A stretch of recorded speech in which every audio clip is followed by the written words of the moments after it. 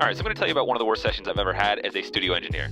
So there was this day where basically I had this gig. I've been doing it for months with them, and it's like this crazy video game thing. It's super stressful. It's like 6-7 hours, like nonstop. And then basically I get booked for a gig right after it with no time to prepare for it. I mean, literally, it's just right after the session.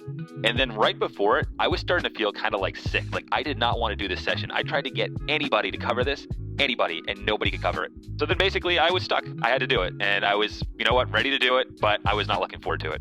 So basically this artist comes in and we do a Zoom session where we had some producers that were remote. One thing I found kind of interesting is one of the producers actually wanted to have a camera on me, the engineer, which I wasn't really used to that. Like we never really need to be seen, I feel like. But I was like, okay, so I had to go set that up for 5-10 minutes. And we were doing the session, we were doing it remotely. It was going pretty solid, it was fine. But then basically, all of a sudden, my boss walks in.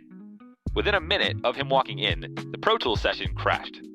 And that's just what you want, right? So then I reopen the session, and they start to realize the verse is missing that we just recorded. I go in the session file backups, I can't find it. So I'm really starting to get nervous at this point. I'm sweating. They start freaking out. They start talking to each other over Zoom. It's not going well. And basically, now everyone is in a really negative mood. They're like, oh my God, this verse just got deleted. This engineer is terrible. Why are we at this studio? Blah, blah, blah. And no, they didn't really say that, but I'm assuming that's more or less what they were saying. And basically, the whole session just gets derailed at this point. They stop the session. They're kind of talking to each other. They don't want to pay for the rest of it. They're not happy. And then basically they sign off. The session is a disaster at this point. I start connecting with the artist. I start telling them, hey, the Pro Tools session you sent, I think it was an older session. Like it just didn't behave well in my system. I don't know what it is. But we started to connect. We did another song and it went great. It was just perfect. We were actually bonding and I was like, please tell these people that like it wasn't my fault. Please, please, please, And so basically we do a whole other song and it comes out great. And then they still don't want to pay for the extra 2 hours of studio time. They still basically want to get off the hook. Call up my boss. I'm like, they don't want to pay.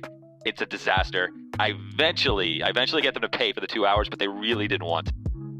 And then you know what the craziest thing is? And it literally hit me like, I feel like days afterwards. They could have just re-recorded the verse. Like it was one verse. It was not solid gold. I mean, in those situations, it happens. They knew those things happened. They knew, it happened to them before. They're like, it's not our first rodeo. But not once did anyone recommend to redo the verse.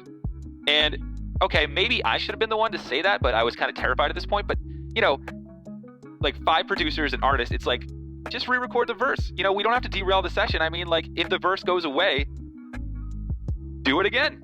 It might even be a better take. You know what I mean? Yeah, so definitely one of the worst sessions of my life, but you always learn a lesson from those sessions, and it just keeps you stronger. So I'd like to know your worst stories. Stitch this, leave it in the comments. But yeah, fun times.